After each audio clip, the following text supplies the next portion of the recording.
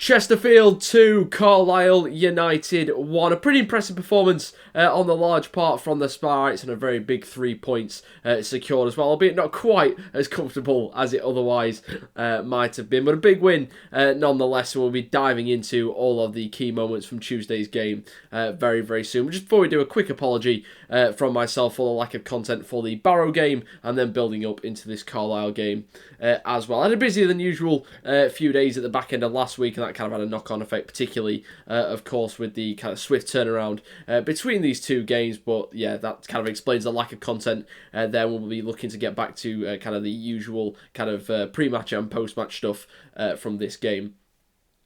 Onwards. So yeah, apologies for that. If you do want to keep up with me elsewhere in the meantime, at times when I'm not uploading, Twitter, Blue Sky, TikTok, all those links will, as always, be down in the description below. But that quick bit of admin out of the way, let's dive straight into chatting about Tuesday's game, and start where we always do, and that is with Chesterfield's starting 11. And some changes made by Paul Cook for this game, 3 in total, and some interesting ones in there as well. So we'll talk about all of those. We'll start with the first 2, and that was Will Grigg and Michael Olakigbe coming into the starting 11. They, of course, were 2 of the 4 that made up that kind of inspired quadruple substitution that kind of allowed them to kick on and win that game late. Up at Barrow, that 1-0 win that they secured last time out before this, should I say, obviously, at the weekend. Grigg and Olakigbe were a part of that quartet, and they were the 2 that were chosen to get a start. Of course, Olakigbe coming in for Ryan Cockle. Thought he had a lively cameo up at Barrow, so could understand why he was given the nod from the start. We'll talk a little bit more about why I think that dynamic actually works quite well. But we'll also have a word on Will Grigg. Of course, brilliant for Chesterfield supporters to see him back in the mix, and now back into the starting 11. His first start in more than 3 months. I believe got injured just before Christmas, so a massive, massive boost to have him back for this kind of closing stretch of the season, and obviously fit enough to start games now going forward. So a big boost there. And the final change, of course, he coming in for Bim Peppel up top, of course. And then, of course, the final change. Said, of course, a lot there. Moving on, John Fleck coming in, and that was his first league start of the campaign again. A huge, obviously, a player with great quality, and I'm sure we'll talk about more about the game he had going forward. But a player of a lot of quality, a lot of experience, so to have him again as another name in the mix, a massive, massive boost for Chesterfield. So yeah, those were the 3 changes. Some interesting ones, certainly, and some exciting ones, and as it ultimately proved, really. And that kind of leaves us on to talking about the game itself. And rather than what we usually do, where we kind of walk through things blow by blow, I think we are going to take the game more as kind of a whole, because I think it was quite a... Chesterfield were on top for a lot of the game. If we walk through every kind of chance and moment that they had, this video could be hours long. So it was really absolute domination from the Sparrites. 38 shots to Carlisle's for 81% possession. So yeah, if we discussed kind of every single moment and kind of went through the game kind of chronologically, as is the usual kind of structure of these videos, we could be there for a very, very long time. So I think what we'll do is kind of take the performance as a whole, pick out some things that kind of stood out particularly, because yeah, it was a very dominant performance from Chesterfield, albeit, and of course, kind of as we walk through this, it is worth bearing in mind the context of the game. Of course, Carlisle bottom of the Football League, and now kind of really running out of time to get themselves out of trouble. Still 9 points adrift of safety, with now just 6 games to play for them, I think now. So they're going to need, if not quite a miracle, something pretty special to get themselves out of trouble. So obviously, always a game Chesterfield are going to be favourites in, particularly at home. And then, of course, that kind of amplified even more by the fact that Elliot Embleton was sent off in the first half, giving Chesterfield more than half the game to play against 10 men. So, of course, domination is expected, and it might not be the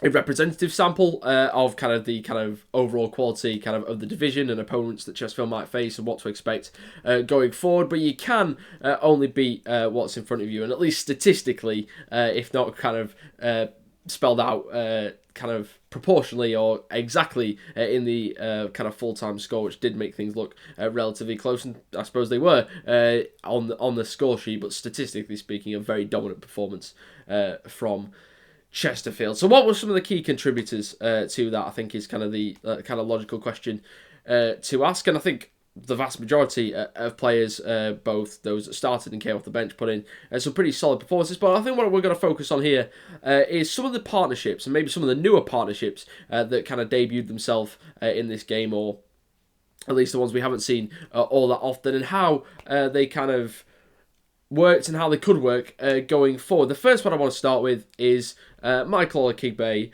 and Liam Mandeville down this right-hand side. Now, Mandeville has been a reliable performer for Chesterfield for a number of seasons now. This season has kind of drifted in and out of the squad and has been kind of shuffling around various different roles, of course, at the moment, filling in at right-back due to injuries in that position, as we spoke about in previous videos. Raheem Shackelford and then Janoid Nassian picking up injuries that look likely to rule them out for the remainder of the campaign. So it's Mandeville filling in there. He has done that before over the kind of last 12 to 18 months or so. So not something he's completely alien to, but definitely not his first choice position. Yeah, he has kind of been kind of filling in kind of wherever throughout this season, really. But has done so for the large part very, very well, and that's kind of indicative of the quality of player that he is. But what I would say is he's not necessarily given kind of his profile and what he's good at, and maybe, I don't want to say not so good at, but maybe on his absolute strengths. You wouldn't class him as kind of the primary, as a typical primary wide threat, I would say, in the sense that he's going to kind of go on the outside and beat a man for pace or things like that. He's much more kind of a technical player, kind of one that kind of is more suited basically to drifting inside, getting on the ball and kind of opening up the opposition with passes or crosses.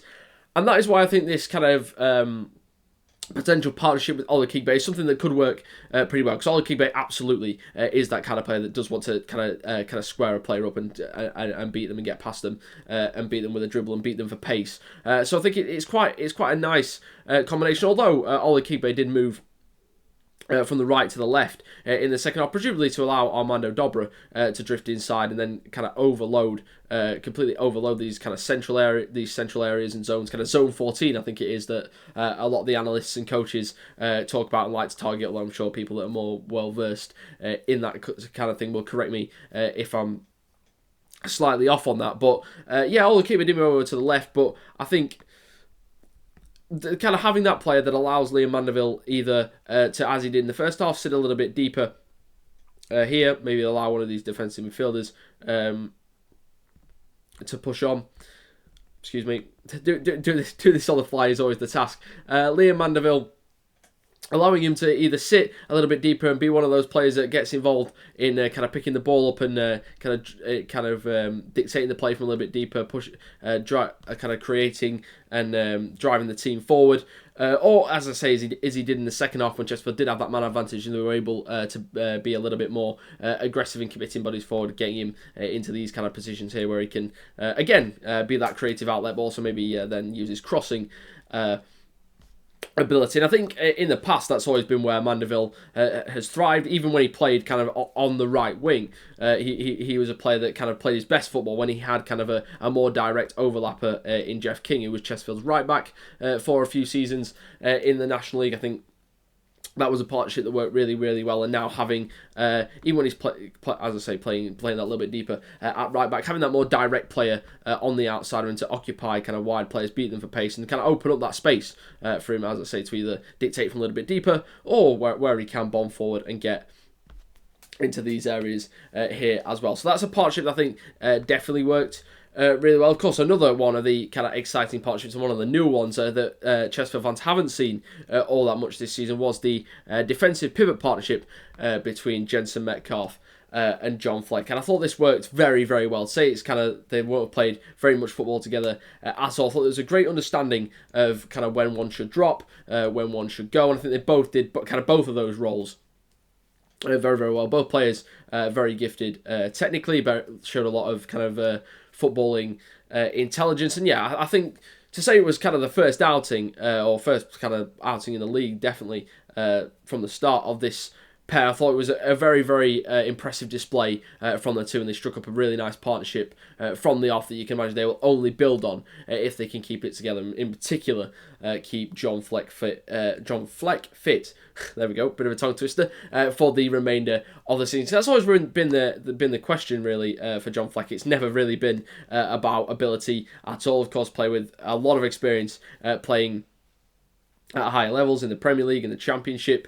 And I think, kind of technically speaking, at least, he still carries a lot of that quality. The reason he probably had to drop down to League Two is because of kind of some injury and health kind of related issues that have kind of really impacted his ability to get out on the pitch over the past 2 or 3 seasons. That continued for the large part during his time at Chesterfield, which has been really unfortunate and I imagine really, really frustrating for him. So to see him back in from the start, playing such a pivotal role, was awarded the fans' player of the match. That's such a big moment for him, and very nice to see, really, just from a human perspective, but from a football perspective, it was also very, very enjoyable to watch as well. And if he can continue that kind of form alongside Metcalfe, who's really growing, again, another one that's had to wait really for a string of games, either through injury or just through kind of preference from Paul Cook. He's had to wait a while. This is kind of probably his longest run playing in the Chesterfield team, and it's really, you can really see him growing in confidence and kind of his all-round game. He's, like I say, just becoming more confident in himself, I would say, which is such a big thing for a young player, and having somebody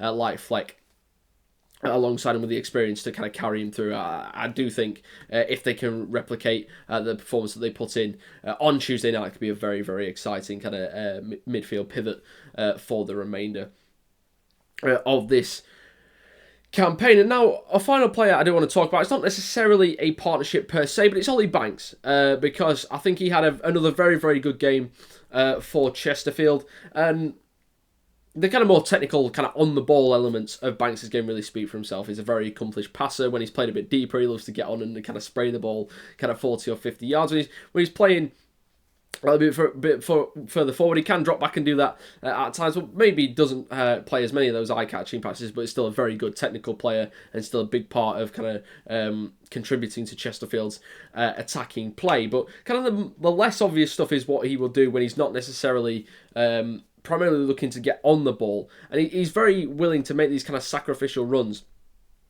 kind of into these wider areas. In the first half, that was more to the left-hand side, to let Armando Dobra kind of drift in, because he's such a deadly player when he's able to kind of drift in off the wing. And it's why I think, and I don't think this is a particularly uncommon opinion, that I actually think his best position is in the 10. But at the moment, he's kind of, due to the strength of the performances of the likes of Banks, he's kind of been pushed out onto that left wing. So if you can still get him to get into these kind of half spaces where he's able to take the ball on the turn and then drive inside and make things happen, that's a big boost. And one reason that he was able to do that was because Banks was willing to make these kind of sacrificial runs into the wider areas to still occupy defenders and stretch the pitch. Then when Ola Kigbe shifted over to the left on the second half, probably just to add a little bit more of an overload and really drive things home down that side, Banks then did the same again, kind of drifted over at times to occupy this space to then allow Liam Mandeville,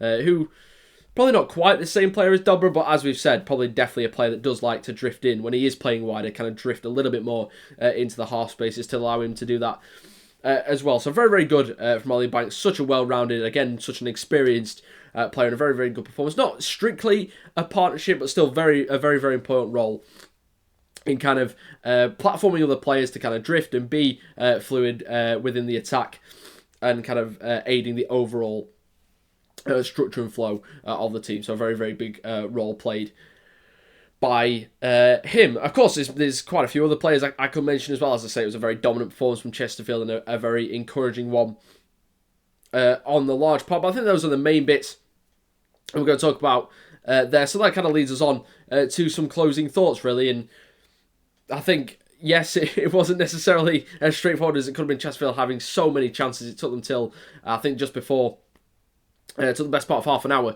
in that second half to get the opening goal. And then when they were 2-0 up and looked home and hosed, they gave one away and then nearly gave another away from a corner. It would have been remarkable if Carlisle had somehow got back and taken a point for the game. But overall, very, very encouraging for Chesterfield, and a very, very big result, because the 3 points that they picked up against Carlisle, they cut the gap to the playoffs to just 4 points, and they have got a game in hand on everybody between them and 7th place, which of course is the last playoff spot in League 2. So it's a net gap really of just 1 point. And when you consider that Chesterfield are on a run of 6 unbeaten, they've won 5 of those games. They've still, of course, you can't kind of get ahead of yourself and kind of put these points on the board before they're there, but they have got a relatively favourable run in still. Still got to play Morecambe, still got to play Accrington Stanley, playing Tranmere next up, and then Gillingham at home after that. So that's 4 of the teams kind of in that kind of bottom quarter/third of the table,